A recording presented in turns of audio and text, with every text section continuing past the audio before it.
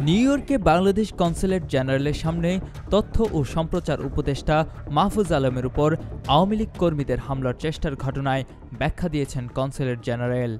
সোমবার এক সংবাদ বিজ্ঞপ্তিতে জানানো হয়, রোববারের এই ঘটনার পর দুষ্কৃতিকারীদের বিরুদ্ধে ব্যবস্থা নিতে স্থানীয় পুলিশ, মেয়র এবং মার্কিন পররাষ্ট্র দপ্তরের স্থানীয় অফিসে চিঠি পাঠানো হয়েছে। বিজ্ঞপ্তিতে বলা হয়, জুলাই-আগস্ট গণ-অভ্যুত্থান দিবসের প্রথম বার্ষিকী উপলক্ষে নিউ ইয়র্কে কনস্যুলেট জেনারেলে এক মতবিনিময় সভার আয়োজন করা হয়। অনুষ্ঠানে প্রধান অতিথি হিসেবে উপস্থিত ছিলেন তথ্য ও সম্প্রচার উপদেষ্টা মাহফুজ আলম। প্রায় ১৫০ শতাধিক অতিথি অংশ নেন এই আয়োজনে।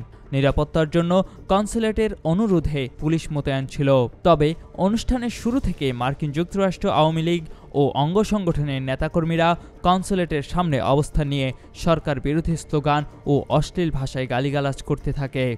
এক পর্যায়ে তারা অতিথিদের ধাওয়া দেয়, ডিম নিক্ষেপ করে এবং পাশের একটি অফিসের কাচের দরজায় আঘাত করলে তাতে ফাটল ধরে।